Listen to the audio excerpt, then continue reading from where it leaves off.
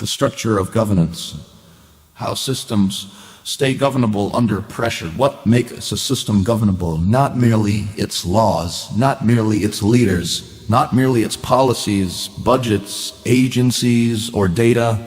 A system is governable when it can remain meaningful, constrained, legitimate, and stable under pressure. That is the central concern of the structure of governance.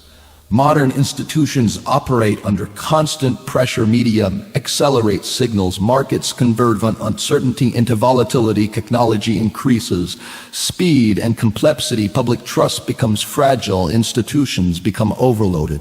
Crises arrive before systems are ready to interpret them.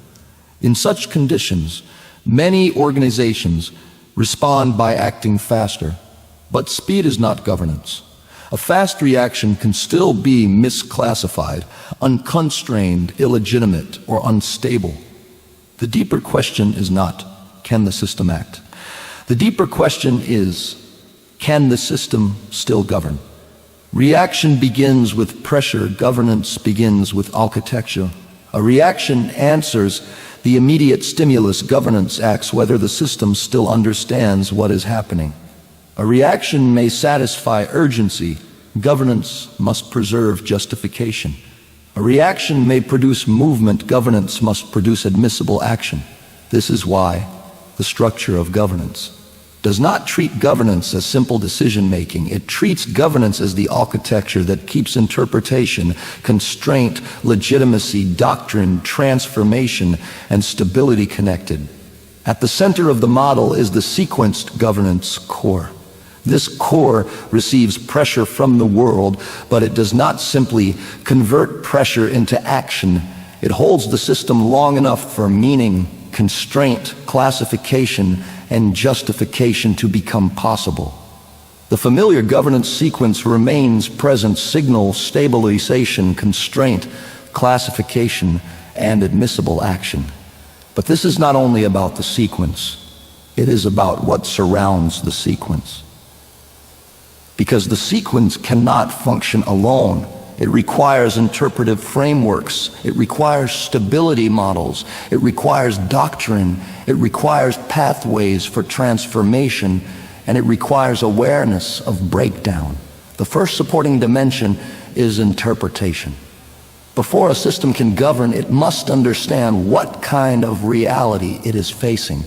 That is where P frameworks such as the philosophical interpretive engine, the model of meaning, and the issue ontology matrix become important. They ask, what does the signal mean? What kind of issue is this? What has been misclassified? What has been treated as noise when it may, in fact, be a warning? Governance often fails before action.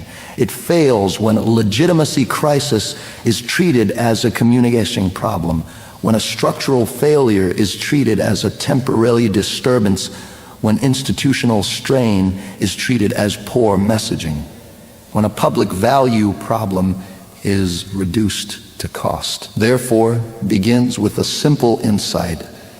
A system cannot govern reality if it cannot interpret reality.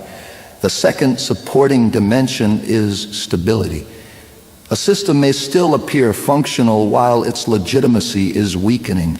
It may still issue policies, publish strategies, hold meetings, and speak the language of governance while the deeper architecture is drifting. This is where the legitimacy signal model, the admissibility equation, and the dynamic basin model become central. They ask, is legitimacy still connected to action? Are constraints still active? Is the system still inside a stable basin, or has it crossed a threshold into strain, drift, or collapse? Stability cannot be assumed, it must be tested. A system is not stable because it looks orderly. It is stable only when its signals, constraints, legitimacy, and action still cohere. The third dimension is the doctrine stack. Doctrine gives governance memory. Without doctrine, every crisis appears new, every pressure invites improvisation, every reform risks repeating older failures. Doctrine preserves structural lessons. It remembers that delayed correction becomes correction shock. It remembers that markets discover within the architecture they are given. It remembers that containment must not become permanent drift. It remembers that legitimacy is not decoration. It is a condition of admissible power. In this sense, doctrine is not dogma. Doctrine is disciplined memory. It allows a governance system to recognize recurring failure patterns before they become systemic collapse. All systems change. The question is whether change remains governed. Under pressure, a system can move toward transformation. It can learn, it can resequence, it can repair legitimacy, it can update doctrine, it can redesign its institutions without losing admissibility. But a system can also move toward breakdown. Signals become noise. Constraints weaken. Legitimacy detaches from action. Institutions protect themselves instead of correcting themselves. The order begins to reconfigure without being governed. This is one of the most important distinctions in the structure of governance. Transformation is governed change. Breakdown is change after governance has lost control of its own architecture. The structure of governance therefore presents governance as an architecture. At the center is the sequenced governance. Core on one side are the interpretive frameworks that help the system understand meaning.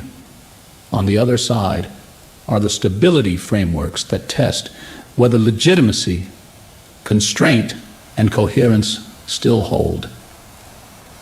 Below the core is doctrine, the memory of prior governance, failures, and principles.